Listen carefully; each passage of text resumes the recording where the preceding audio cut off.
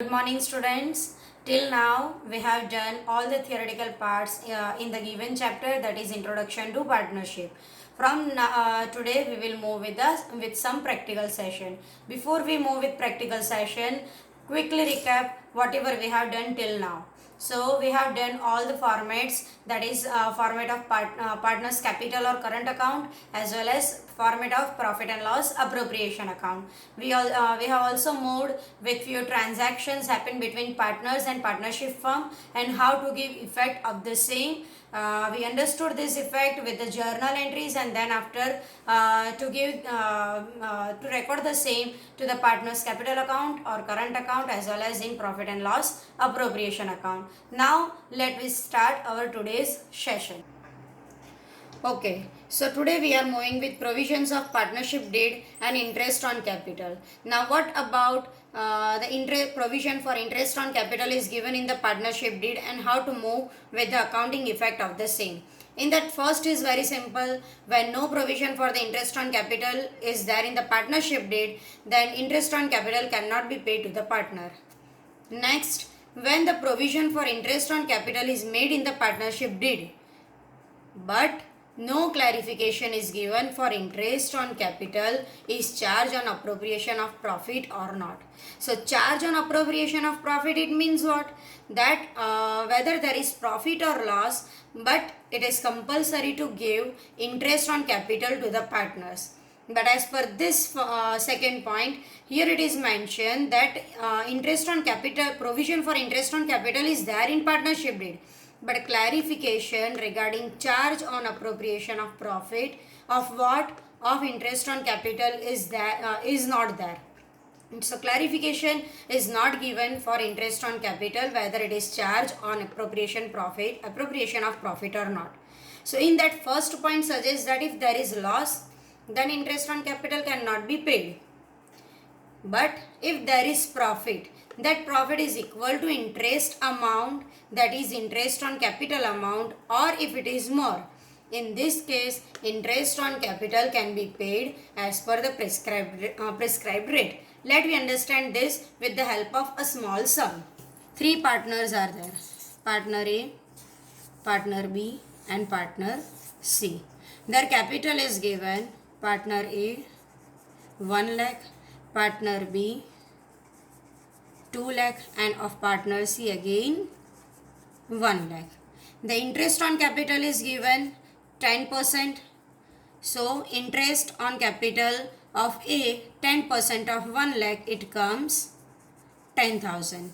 10% of 2 lakh, it comes 20,000. And 10% of 1 lakh, again it is 10,000. If we make total of this three amount, we will be having 10 plus 20, 30, 30 plus 10, 40. So total amount of interest on capital is 40,000 rupees. Now if the profit of the firm is suppose 40,000 or more than 40,000, for example it is 60,000. If the amount of profit is equal to interest on capital or more, then the partners are paid the interest on capital as per the prescribed rate. So as per this point is what? If the profit is equal to the interest amount means interest on capital amount, or more, in that case interest on capital can be paid as per prescribed rate. Third point is what? If the profit is less than interest on capital. If the profit is less than interest on capital, then amount equal to profit can be paid as interest on capital to the partners in their capital proportion. What is mentioned here? If the profit is less than interest on capital, total interest on capital, whatever the amount of total interest on capital is there, the amount of profit is less than the total amount of interest on capital which is payable to partners. In that case, amount which is equal to profit can be paid as interest on capital. Then how to pay that amount? in their capital proportion. Let me understand the same point with the sum. So now let's understand. Sorry. Now let's understand the given third point with the help of sum. As per the previous sum, total interest on capital is rupees 40,000. Now, as per the third point, here it is said that profit is less than the interest on capital. Say for example, the profit of the firm is rupees 20,000. Now, if the profit is 20,000, then it is not possible to pay interest on capital rupees 40,000. In this case, what is said, the amount which is equal to the profit can be paid as interest on capital. That means this 20,000 is paid as interest on capital. How? In their capital proportion. So the capital is 1 lakh, 2 lakh and 1 lakh. So if we cut the zeros, then we will be having 1 is to 2 is to 1. Total of this is 2 plus 1 3, 3 plus 1 4. So this 20,000 rupees is distributed in their capital proportion. So 20,000 into 1 by 4, 20,000 into 2 by 4 and 20,000 into 1 by 4. So in first case, partner A receives interest on capital 5,000 rupees. Partner B receives interest on capital 10,000 rupees and partner C receives interest on capital 5,000 rupees. Again, let me go with the slide. Thus, if the profit is less than the interest on capital, then amount equal to profit can be paid as interest on capital to the partners in their capital proportion as per the sum which we have done. Now the last point. When interest on capital is considered as a charge, here it is given charge. So it is considered as charge as per the partnership deed. Now here it is clearly given that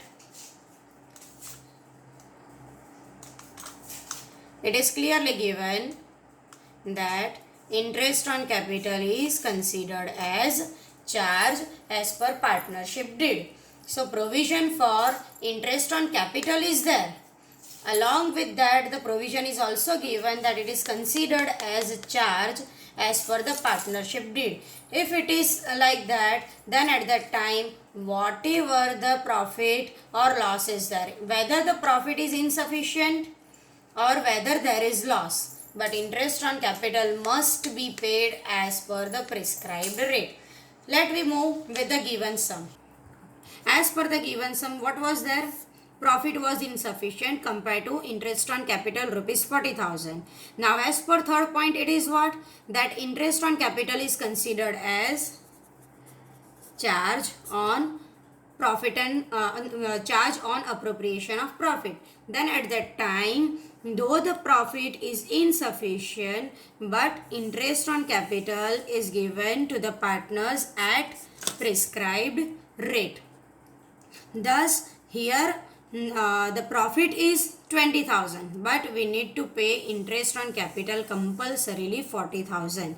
Suppose here there is loss of rupees 10,000, then also this 40,000 rupees of total interest amount which is payable to each partner must be paid to the partners. This is the total amount.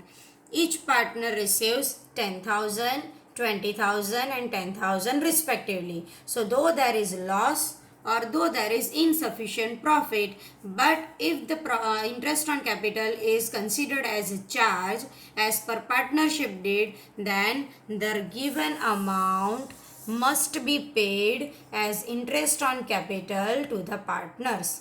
Let's move with the next point. Now we are moving with interest on drawing. This is very important point. If the withdrawal is done by the partner in the beginning of every month. Very important point is the beginning of every month. As per the given point, calculation of period starts from the first month of financial year, as the withdrawal is done in the starting of the month. Thus, the first month drawing gives benefit of using the amount for all 12 months of the financial year, and then therefore consider total 12 months for the first month drawing. Then after the second month drawing gives benefit for 11 months. So consider total 11 months as a period for second month drawing, and so on. While moving in this way, when the last month comes, then it is considered as 1 month for the last drawing. So in that way, for the first month drawing, the period is 12 months. Then second month drawing, the period is total 11 months. Then 10 months. Then 9, 8, 7, 6, 5, 4, 3, 2 and 1. When we club all these numbers, we will get 78.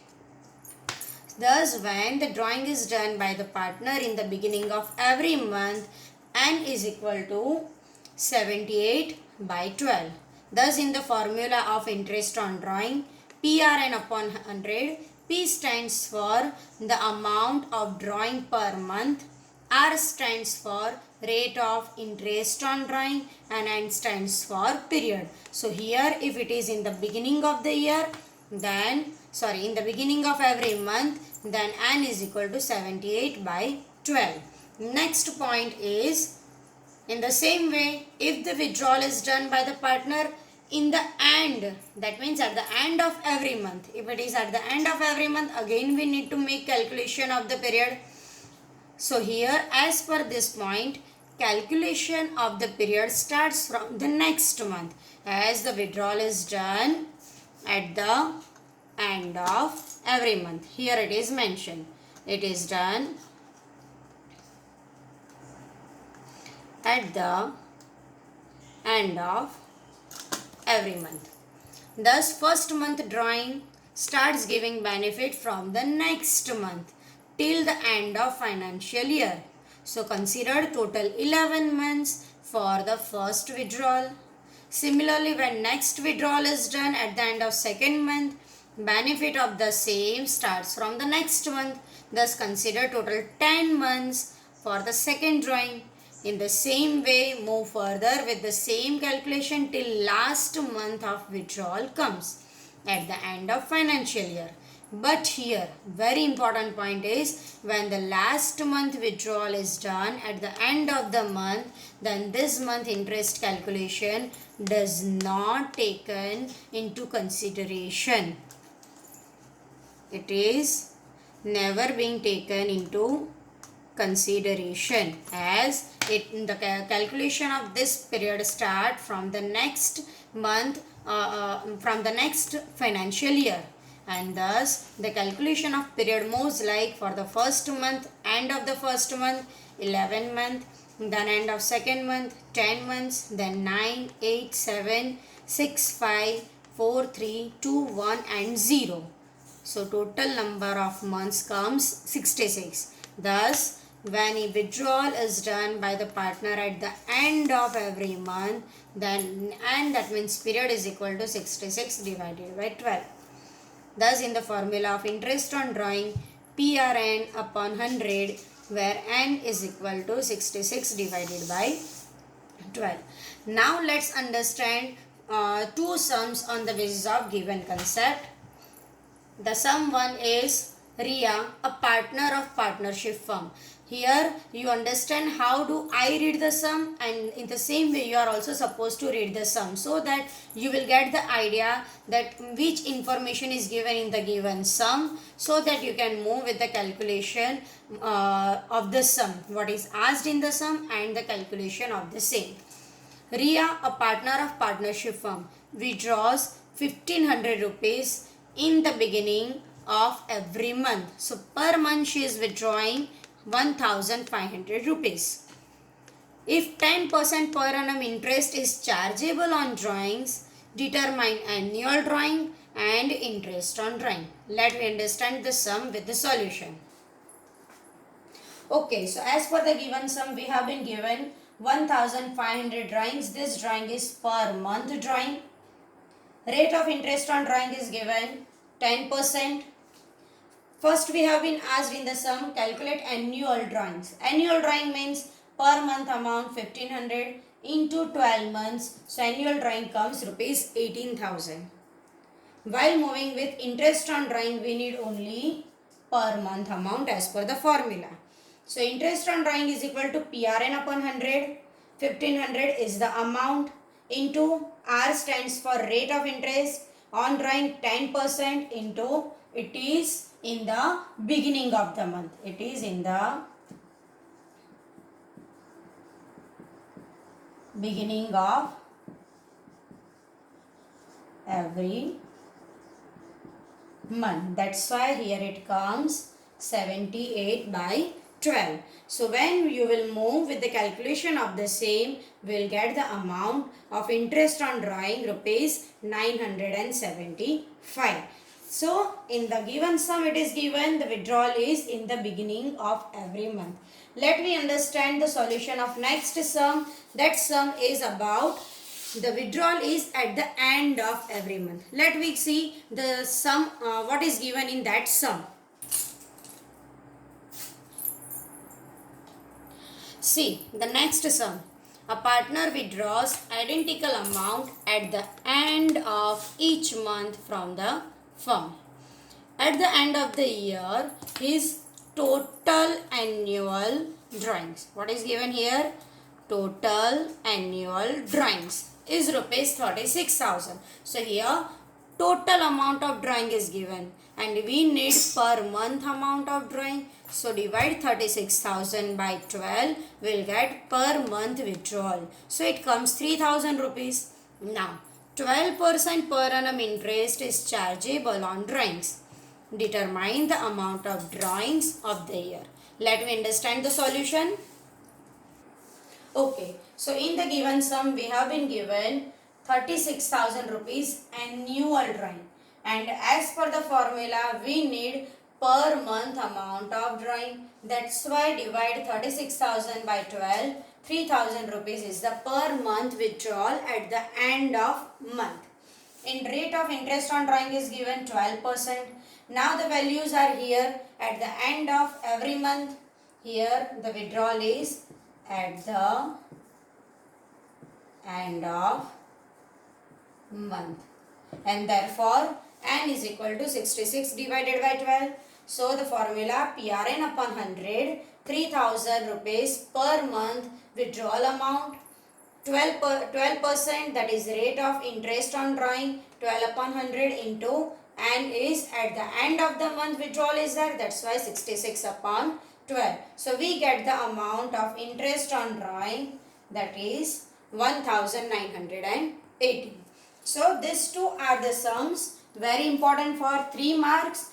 We have done 2 sums. Total we have almost 11 to 12 sums in the exercise. In that I have covered one type, that is calculation of interest on drawing. How to calculate it and how to find the amount.